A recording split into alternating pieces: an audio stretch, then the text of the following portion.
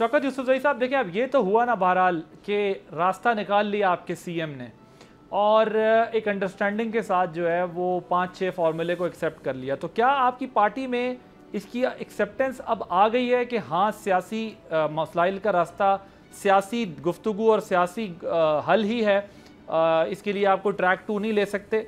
और अगर आप लोग ये कर सकते हैं तो आप आगे इससे आगे बढ़कर खुद अपनी पार्टी का क्राइसिस ख़त्म करने के लिए और मुल्क का क्राइसिस ख़त्म करने के लिए क्यों आगे नहीं बढ़ सकते? ये जो है वो ज़रा इसकी वजाहत कीजिएगा। और ये जो पीटीआई सेनेट मुफाहमत के बाद क्या हुकूमत से कोई आप लोगों के फर्दर CBMs भी हो रहे हैं, आगे चीज़ें कुछ बेहतर हो रही? नहीं आदिल भाई, देखें ये तो वहाँ पे जो लोकल जमातें थी उसमें अपोजिशन की जमातें भी थी जो हुकूमत में नहीं है, उन सब के साथ मिलकर ये फार्मूला तय हुआ था और सिर्फ इस करप्शन को रोकने के लिए किया था। लेकिन एक अच्छी शुरुआत है। लेकिन आप देखें कि हमारे जो हालात है वो इस तहज पे पहुंच गए हैं कि हमारे वर्कर कितना प्रेशराइज कर रहे हैं। वो कहते हैं एक तरफ जुल्म हो रहा है हमारे लीडर के साथ, हमारे और बाकी लीडरों के साथ, वर्करों के साथ पंजाब में। तो वो इस चीज़ को देख के फिर तेश में आते हैं, फिर प्रेशराइज करते हैं अपने लीडर को भी। बहरहाल मैंने जो एनवायरनमेंट की बात की ना कि एनवायरनमेंट से पहले जरा मुझे बताइएगा, आपने कल सुना है कहीं पर यह कहा है कि अगर मिर्जा आफरीदी साहब को ले लिया गया है तो फवाद चौधरी और असद उमर साहब इन दोनों को भी ले लेना चाहिए। Is it correct? कहा है आपने?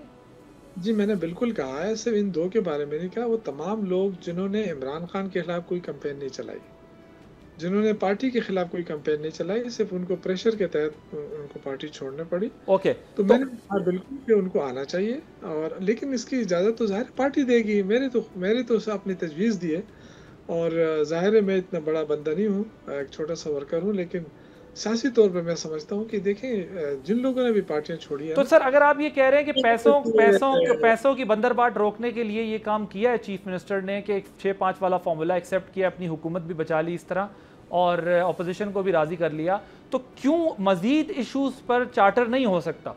क्विकली अगर कीजिएगा फिर मैं क्या ना भाईजान, देखिए चार्टर तो तभी होगा ना जब आप बताएं कि जी आप सियासी लोग हैं और आपके साथ सियासी तौर पर निपटा जा रहा है। यहाँ तो इंतखामी कार्रवाइयाँ हो रही है ना। मैं तो ये अर्ज कर रहा हूँ आपसे, देखें ये कितनी अजीब सी बात है। हमारे दौर में क्या धरने नहीं हुए?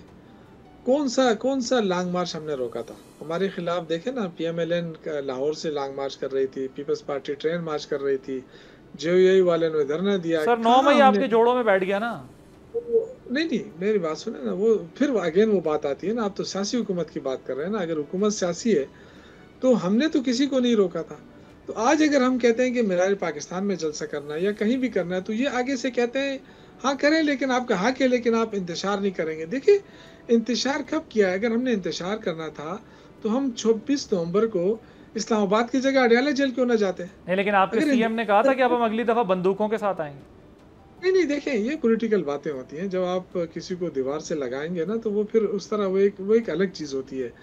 लेकिन मैं सियासी तौर पे बात कर रहा हूँ। अगर सियासी माहौल बनाना गवर्नमेंट की जिम्मेदारी है, गवर्नमेंट बना सकती है, इन्वायरमेंट दे सकती है। लेकिन अगर आप ये कहें कि जी एक देखें ना, आपने इस्लामाबाद में पहले जलसे की इजाज़त दी, फिर आपने कहा नहीं, सॉरी लाहौर में जलसे की इजाज़त दी, फिर आपने जगह चेंज की, फिर उसके बाद भी आपने रास्ते रोके।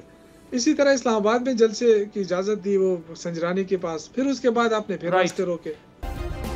सब्सक्राइब करें और बेल दबाएं ताकि कोई खबर रह न जाए।